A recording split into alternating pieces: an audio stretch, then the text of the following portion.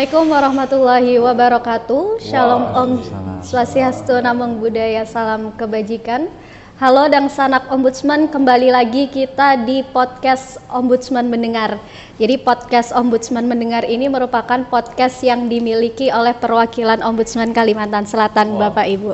Kali ini, pemandu dalam acara kali ini adalah ada saya, Bapak Ibu Lili, kemudian ada di samping ada Bapak Rujalinor dari Keasistenan Pencegahan Maladministrasi.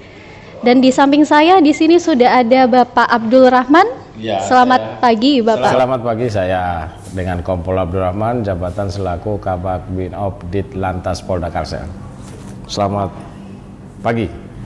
Baik, saya AKBP Dr. Desa Yulianti, jabatan Kasubdit Kamse di Ditlantas Polda Kalimantan Selatan. Terus saya AKP Anton, jabatan kami Kanit Kamsel Ditlantas Polda Kalimantan Selatan. Siap. Kabarnya baik saja ya Bapak Ibu ya. Alhamdulillah baik. Nggih, siap. Dan sanak sebentar lagi kan kita akan mengadakan atau kita akan ada yang namanya Nataru, persiapan Natal dan Tahun Baru. Tentunya ini harus ada persiapan dari kita semua supaya keamanan di Provinsi Kalimantan Selatan khususnya di lalu lintas ini bisa aman dan juga tertib ya Bapak Ibu ya. Nah, kira-kira persiapannya sudah sejauh mana nih Bapak Ibu terkait dengan pengamanan Nataru? Mungkin siap, silakan Ibu Desa. Baik, Mbak Lili, Pak Rizalinur, memang kalau kita bicara Natal dan Tahun Baru, ini momentum bagi masyarakat merayakan hari raya bagi umat Kristiani ya. Kami kepolisian tentunya bertanggung jawab Kamtipmas terhadap perayaan Natal dan Tahun Baru tersebut. Tentunya kami Polri jauh-jauh hari sebelumnya sudah mempersiapkan. Sebelum operasi Natal dan Tahun Baru pun kami dari Ditlantas Polda Kalimantan Selatan ya akan melaksanakan operasi. Nanti untuk bahasan operasi nanti Pak Rahman akan menjelaskan ya. Jadi beberapa kegiatan sebelum pengamanan Natal dan Tahun Baru pun kami laksanakan. Jadi pengamanan Natal dan Tahun Baru, kemudian pengamanan Natal dan Tahun Barunya. Kami mengharap nanti semuanya harapannya agar masyarakat yang merayakan bisa berjalan lancar, aman dan tertib ya. Untuk kesiapannya mungkin Pak Rahman bisa bicara. Baik Mbak Lili, terima kasih Bu Dese. Memang kami dari kepolisian khususnya dari Direktur Lalu Lintas sudah mempersiapkan juga segala sesuatunya untuk pelaksanaan pengamanan dan perayaan dalam rangka Natal dan pergantian tahun baru ke tahun 2025. Adapun yang sudah kami siapkan itu ya itu persiapan pengecekan awal, di mana pos-pos yang kita akan siapkan itu berkaitan dengan baik itu pos pengamanan, pos pelayanan maupun pos terpadu, termasuk khususnya di tempat-tempat wisata, karena setiap tahun ini tidak nutup kemungkinan akan ada kegiatan-kegiatan kewisata tersebut. Dengan jumlah personil yang khususnya kita jumlah personil dari Polri sendiri itu sekitar 191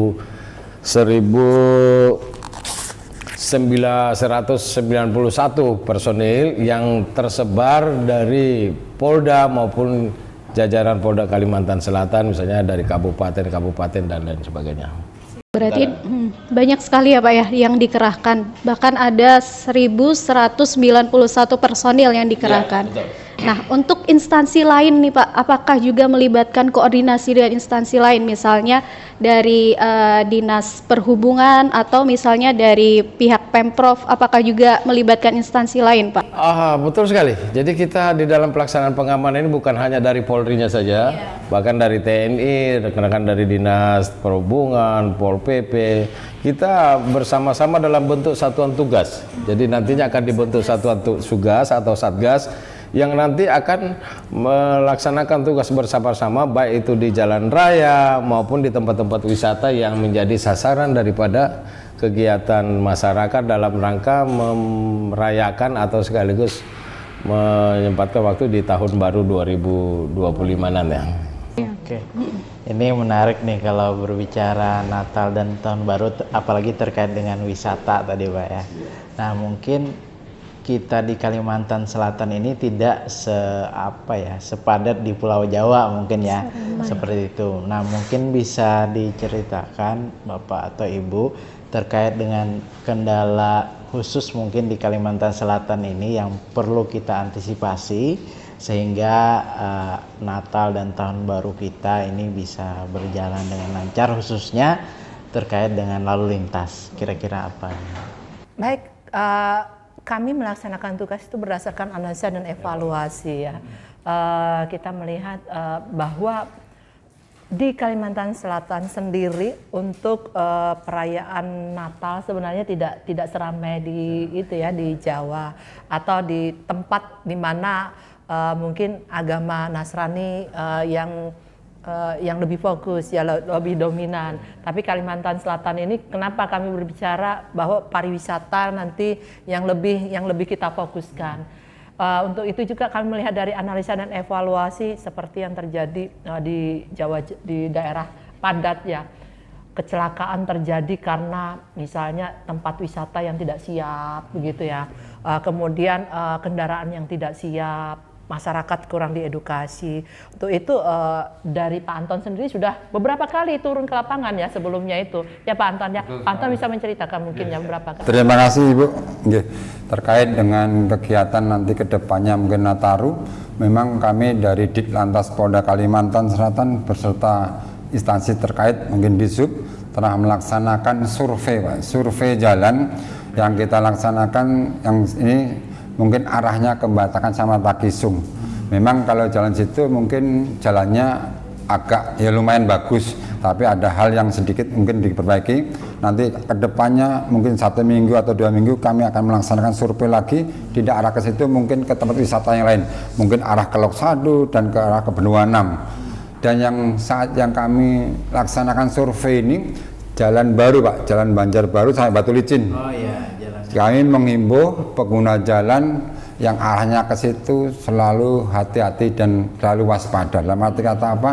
Karena tanjakannya tajam, turunannya pun ya curam lah paling tidak seperti itu. Karena kami pun pernah melintas ke situ luar biasa kan. Tapi kalau apalagi menghimbau pada pengguna jalan, mobil yang membawa barang alangkah baiknya lewatnya jalan Pelihari saja. Karena apa? Karena tanjakannya terlalu tajam. Di samping itu kalau baru sekali, apalagi di malam hari, mungkin penerangannya belum ada dan lain-lain. Jembatan pun ada berapa, mungkin lebih banyak 17 atau 16 itu masih belum layak. Dalam arti kata masih dalam perbaikan. Sekali lagi menghimbau pengguna jalan, baik R2, R4 atau kemanapun ke tempat wisata, tolong taatilah dan tertib berlalu lintas. Sebelum kegiatan kemanapun harus cek and recheck kendaraannya dan pastikan orangnya sehat dulu. Kalau yang dipaksakan, pernah Ibu mengatakan kalau sudah motor atau kendaraan mobil mengendarai itu paling lama 4 jam Mas, harus istirahat. 4 jam harus istirahat, 3 jam lebih bagus lagi. Jangan dipaksakan, apalagi dalam kondisinya ngantuk, itu sangat-sangat berbahaya sekali. Izin Ibu.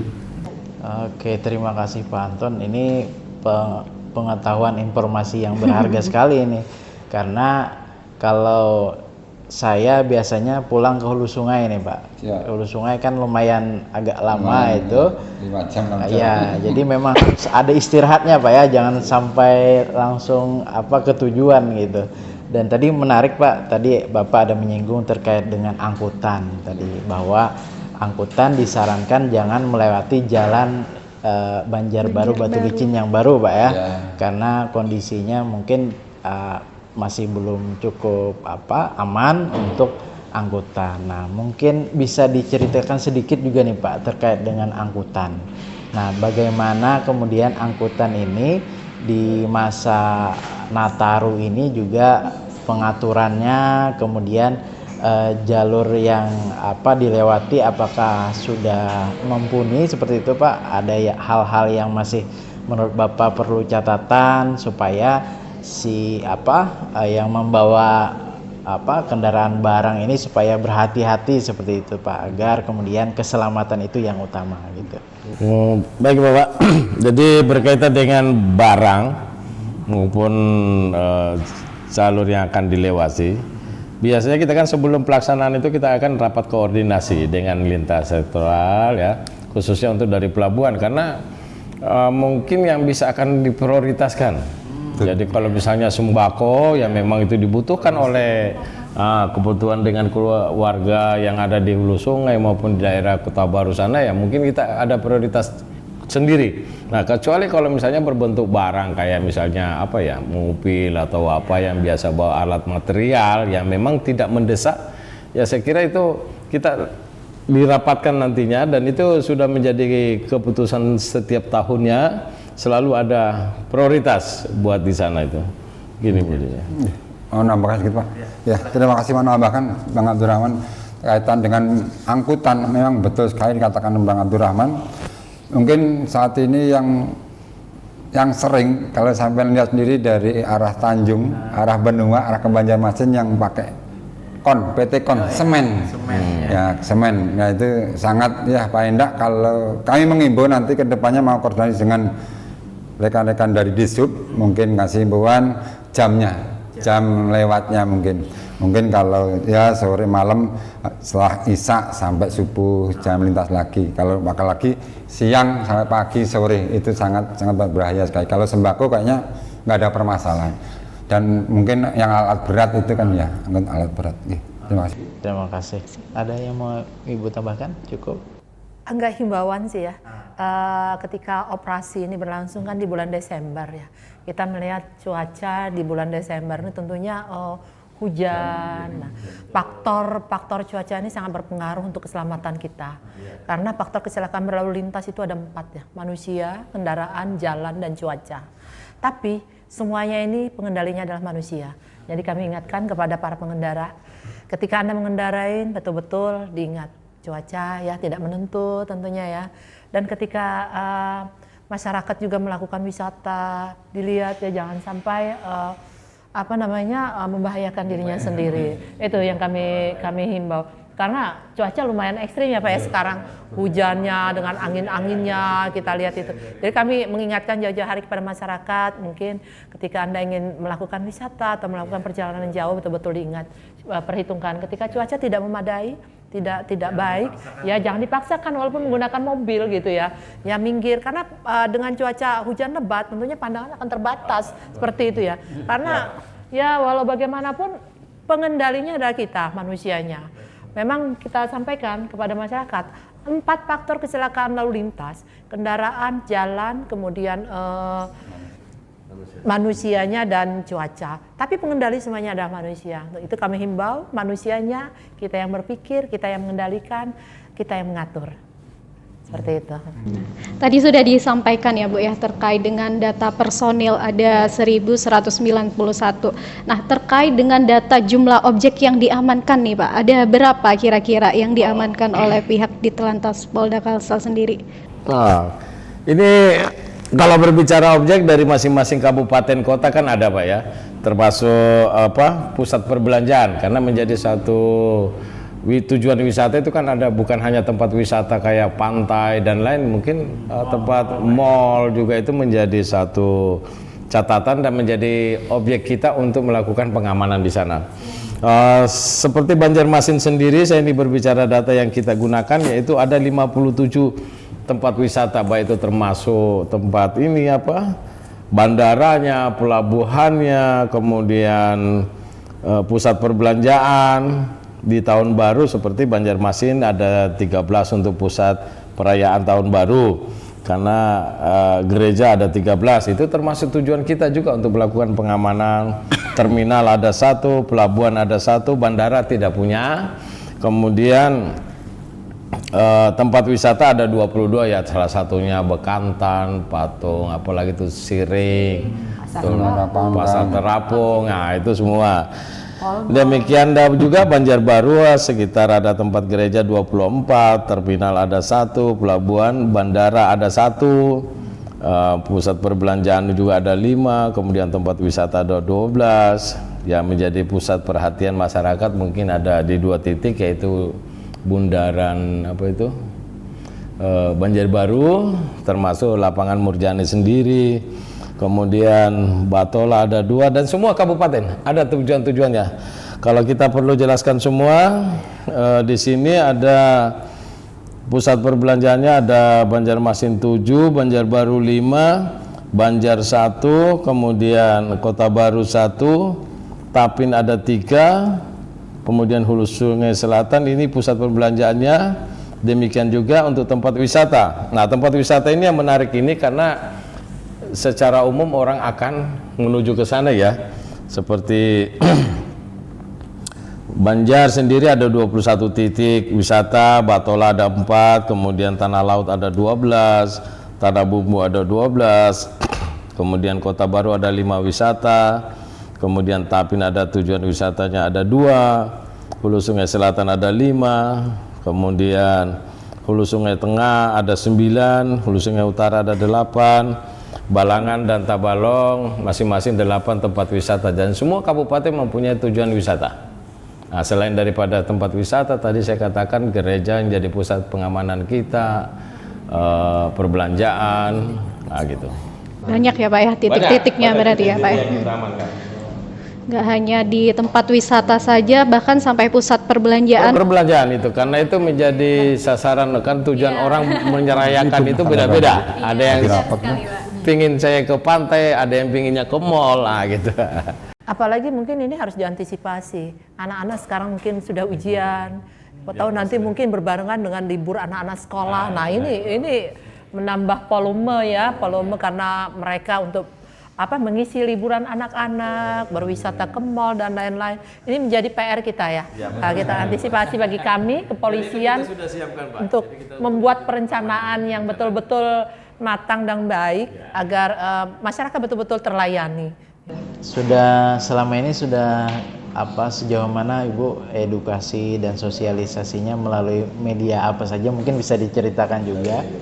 Nah baik, Pak Rujianur, ini juga kami terima kasih kepada pihak Ombudsman, ini memberikan kami ruang dan tempat ya untuk mensosialisasikan agar masyarakat awal-awal sudah memahami bahwa kita melakukan liburan, bepergian, merayakan, tidak euforia, tapi memperhatikan keselamatan baik di rumahnya, ya kan, di rumahnya ataupun perjalanannya. Karena juga kadang-kadang masyarakat lupa ketika ini pengen liburan ini rumah kelupaan, mematikan api, listrik dan lain-lainnya, pergi di jalan kemudian lupa mengecek kendaraan. Untuk itu kami himbau masyarakat jauh-jauh hari persiapkan. Sebelum Anda berangkat, seperti kata Pak Anton, kendaraan siapkan dulu kesehatannya. Cek ke bengkel, betul-betul layak pakai tidak. Kenapa kita sering melihat mereka di jalan sering ada gembos ban dan lain-lain. Kenapa? Karena biasa mobil ditempati orang 4, dimuatin orang 6, orang 7. Tentunya beban mobil itu kan bertambah. Ketika dia bertambah, beban di atas, beban di bawah, kemudian kerikil dan lain-lain, ya bocor ban dan lain sebagainya. Nah itu betul-betul dipersiapkan ya. Jangan kita hanya hemat biaya tapi ternyata ribet di jalan ya. Jadi perhatikan kesehatan kendaraan, kesehatan manusianya ya kan. Kemudian barang yang dibawa betul-betul diancang-ancang, jangan sampai bawaan bertumpuk-tumpuk dengan kendaraan roda 2. Tapi diingat ketika memang banyak oleh-oleh yang ingin dibawa, paketkan duluan, ya kan? Paket duluan. Kira-kira saya sampainya tanggal 7. Berarti saya harus paketkan tanggal 1 nih. Sehingga pada saat tanggal 7 oleh-oleh tersebut sudah sampai duluan, tidak ribet dibawa dengan seperti bertumpuk-tumpuk karena itu mengganggu keselamatan, mengganggu keseimbangan Anda. Perhatikan juga kondisi anak kita, kondisi keselamatan. Perhatikan jalan yang akan kita lewati, kita perhatikan. Petakan, kan ada Google. Mana nih, kalau memang jalan itu jalan yang banyak hutan, kemudian penerangan kurang, jangan melakukan perjalanan pada saat malam hari. Lakukan perjalanan di siang hari, jadi betul-betul diperhatikan. Ini menyangkut keselamatan. Jangan sampai kita berharap tidak ada kecelakaan lalu lintas atau orang mati sia-sia di jalan raya karena ketidaksiapan dan ketidakhati-hatian dari manusianya. Itu pesan saya sih. Ya. Nambahkan Pak Ali, jadi Mbak Lili kaitan dengan kesiapan dari kita, ya terima kasih tadi dikatakan Bu Desi dengan Ombudsman yang memfasilitasi kita ini secara tidak langsung sosialisasi dengan masyarakat yang mendengar ya, sekaligus untuk menghimbau kepada masyarakat. Satu syarat perlu yang kita perhatikan sekali dalam hal ini adalah penggunaan sarana angkut ketika menuju wisata. Terkadang kita melihat mobil pickup itu dimuatin orang banyak, itu kan resiko sekali buat apabila terjadi sesuatu keselamatannya bisa ya fatalnya lebih sangat tinggi ya untuk menuju ke tempat wisata. Disarankan ya kalau memang menuju ke sana ya ada kendaraan roda 2 ataupun mobil-mobil memang yang diperuntukkan untuk penumpang, bukan mobil barang ya. Karena mobil barang seperti truk, pick up itu kan kendaraannya peruntukannya untuk barang, ya, bukan untuk manusia. Dan kita juga memberikan himbauan juga Pak, Ibu, di jalan-jalan sepanjang jalan itu kita juga pasang banner, baliho tuh selalu mengingatkan kepada pengguna jalan khususnya yang menuju ke tempat wisata tentang keselamatan itu kita pasti lakukan itu. Tinggal menunggu waktunya lagi ini dan kita akan sosialisasi nanti ketika sudah menjelang. Karena ini awal Desember ya, kita tentunya udah persiapan dari awal sudah kita siapkan. Ya, ingin nambahkan juga nih Pak. Ya, terima kasih. Mungkin katakan Bang Abdurrahman betul sekali. Jangan-jangan nanti terbalik-balik mobilnya barang diangkutnya penumpang atau manusia kan gitu. Apalagi di atasnya tambah barang-barang itu. Yang terkait itu yang pertama. Yang keduanya kata Ibu Desi saat ini lagi ekstrim. Lagi hujan panas dan hujan panas kan kadang-kadang dipaksakan kalau naik kendaraan pakai jas hujan perlu dilipat yang benar. Nah terkadang-kadang kalau sudah klewer-klewer lah bahasa Jawanya itu kemana-mana nanti kena rantainya. Pastikan itu dirapatkan yang benar. Kalau naik mobil ya harus pakai safety belt, kalau naik kendaraan harus pakai helm. Itu salah satunya demi keselamatannya. Saya baru mau masuk ke situ nih Pak, karena di masyarakat kita ini menganggapnya sekarang polisi sudah nggak jarang razia gitu kan katanya padahal kita punya CCTV Pak ya, etle gitu Pak ya, untuk menilang masyarakat yang tidak tertib berlalu lintas. Nah jadi gimana nih Pak supaya masyarakat jangan sampai dikira polisi nggak ada lagi nih, jadi nggak tertib nih, padahal pengawasan kita 24 jam Pak ya lewat kamera-kamera CCTV tadi. Nah, mungkin bisa dihimbau nih supaya bisa tetap tertib nih Bu terkait dengan berkendara di jalan gitu ya. Pertama saya ingin menyentuh dari hati masyarakat ya. Jangan Anda takut dengan polisi atau takut dengan alat ya. Tapi takutlah akan kehilangan atau berkurangnya fungsi tubuh. Ketika Anda terjadi kecelakaan artinya berkurang fungsi tubuh gitu. Fungsi tubuh kita yang tadinya mempunyai cita-cita menjadi polisi karena patah kakinya yang nggak bisa seperti itu. Kalau kena tilang cuman bayar 100.000, 150.000 bisa dibayar dengan material. Tapi ketika Anda kehilangan atau berkurangnya fungsi tubuh Anda, bagaimana ruginya Anda? Seumur hidup. Jadi saya mengingatkan masyarakat, jangan bilang, ah itu parak aja, oh itu dekat aja, gitu kan? Oh saya nggak usah pakai helm, karena yang diatur itulah yang sering terjadi. Kami ini melakukan penindakan karena sayang dengan masyarakat, bukan karena benci. Tapi masyarakatnya mungkin kesel ngelihat kita, oh kok saya ditilang, tapi masih mending ditilang sama polisi kan? Tapi jika terjadi sesuatu hal yang tidak diinginkan terhadap Anda, ini sangat merugikan. Jadi saya ingin sentuh para emak, bapak, kakek, nenek, anak-anak jaga. Yuk satu keluarga kita jaga, anggota keluarga kita saling ingatkan bahwa berkendaraan itu penting, keselamatan itu penting. Karena sebenarnya berkendaraan ini harus melalui kursus, harus melalui sekolah mengemudi. Saya sampaikan kepada orang, tukang jahit saja yang duduk tidak ada resiko ketabrak-tabrak, dia melalui sekolah. Ya, inilah ke depan ada SDC nanti. Jadi di SDC nanti akan ada sekolah mengemudi. Jadi kita menginginkan masyarakat itu betul-betul tertib dan menguasai mengendarai kendaraan. Coba pian bayangkan. Tukang jahit itu duduk, resiko ketabrak tidak ada. Resikonya cuma jahitan salah atau potongan salah, material saja. Dia pakai kursus, pakai les, Sedangkan kita mengendarai di jalan resikonya sangat tinggi. Apabila kita tidak hati-hati maka terjadi sesuatu hal yang tidak diinginkan terhadap tubuh kita. Ini tanpa sekolah ya, tanpa sekolah. Nah itu nanti mohon dukungannya dan mohon pengertian masyarakat bahwa nanti sekolah mengemudi bukan mengada-ada atau membebani masyarakat. Tapi kita menginginkan masyarakat benar-benar selamat menguasai kendaraan, saling menjaga. Kita melihat orang ngebut, kita bilangin kalau dia ngebut hanya mencelakakan diri dia tidak masalah. Tapi ini akan melibatkan orang lain. Karena dalam berkendaraan di jalan raya tidak kita hanya sendiri, tapi banyak orang lain di sana yang harus kita jaga juga selain diri kita. Itu ya. Sangat menarik sekali ya Bu ya apa yang disampaikan oleh Ibu Dese dan Bapak-bapak sekalian.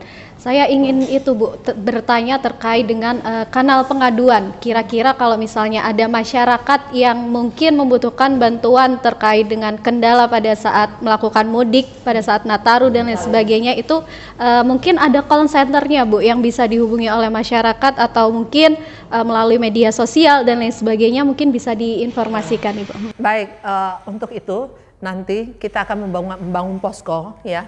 Di sana nanti akan diadakan, kita sosialisasikan terkait dengan info langsung ke nomor berapa akan menghubungi. Nanti pastinya ya. Sementara kita belum siapkan ya, belum dikoordinasikan. Tapi dari pos-pos pun sudah Iya. menerima. Iya. Boleh setiap pengguna jalan yang menuju wisata, baik itu mudik, wisata ataupun pulang kampung dan lain sebagainya, itu dipersilahkan mampir ke pos pengamanan, pos pelayanan yang ada sepanjang jalan. Iya, Itu di sana disiapkan, bahkan kita ada kadang-kadang yang minum gratis, pijit gratis. Iya, rest area seperti itu. Bisa-bisa bengkel gratis. Nah, biasanya seperti itu ya. Jadi masyarakat silahkan mampir, jangan takut. Polisi ini bukan sosok yang menyeramkan, tapi polisi ini adalah pelayan pian dan sahabat pian ya. Iya, betul. Ya kalau misalnya ada gangguan berarti silahkan saja untuk mendatangi posko yang sudah disediakan ya Bu ya. karena kita jaga di sana kan ada TNI, ada POP, ada Pramuka, ada kita terpadu di sana. BPK. Kalau petugas medisnya Pak ada? Ada semua. Kita sudah Ada lengkap juga semua ya? di sana. Di setiap posko itu, terus pelayanannya itu ya sepanjang perjalanan menuju tempat wisata maupun pulang kampung ya itu sudah ada semua di situ. Dan itu disiapkan dari kita untuk kenyamanan daripada pengguna jalan. Seperti yang dikatakan tadi Pak Anton, batas waktu kita jenuh, titik jenuh kita untuk perjalanan itu maksimalkan 3 jam itu. Monggo ada pos polisi di jalan, silakan istirahat. Numpang istirahat, dah akan dibantu di sana. Kalau lelah bisa ada tukang pijat yang biasa Ada tukang pijat juga. ada tukang pijat yang Polres itu biasanya ya paling tidak untuk melepas lelah lah gitu. Karena kebetulan saya survei kemarin ada di daerah Amuntai, kemudian Banjar, Polres Banten menyiapkan itu, termasuk pelihari, kemarin ada itu disiapin itu. Kalau untuk izin Bu, Bapak kapasitas poskonya ini kira-kira bisa memuat berapa orang misalnya? Ada tempat istirahatnya ya tidak seperti yang diharapkan semua orang besar kayak Iya, gitu. Tapi mungkin bisa bergantian. 7 sampai 10 orang lah mungkin masih bisa menampung dia kan ya. bergantian, dia kan mengalir juga ini. Orang setelah melepas lelah, dia lanjutkan perjalanan, ada lagi yang datang gitu. Dia Bergantian ya, Pak ya? jam ditungguin. Bahkan inovasi-inovasi yang diberikan oleh para kasat lantas jajaran, ada tempat bermain anak. Sampai ada surprise khususnya ya Bu ya. Kalau mau karaoke sebentar di situ ya. Ini kita yang nggak mudik pun mau mampir ke sana. Mampir dulu ya minimal dapatlah air minum. Jadi silahkan datang saja ke posko gitu ya. Sarprasnya sudah lengkap sekali, bahkan tadi disampaikan sarpras khusus pun ada, misalnya taman bermain anak, sampai pada fasilitas kesehatan dan lain sebagainya. Baik, ini kayaknya sudah di ujung acara ini dan sudah banyak informasi yang kita dapatkan. Terima kasih Ibu Dese, Pak Anton, Pak Abdurrahman atas waktunya. Ini di tengah kesibukan beliau ini kami menyempatkan untuk podcast di Ditlantas Polda Kalsel. Terima kasih Bapak Ibu atas waktunya. Mudah-mudahan ini sangat bermanfaat untuk masyarakat, mengedukasi agar kita tertib berlalu lintas dan keselamatan itu yang utama Bu ya. Untuk kita bersama. Saya tutup, billahi taufik wal hidayah. Wassalamualaikum warahmatullahi wabarakatuh. Waalaikumsalam warahmatullahi wabarakatuh.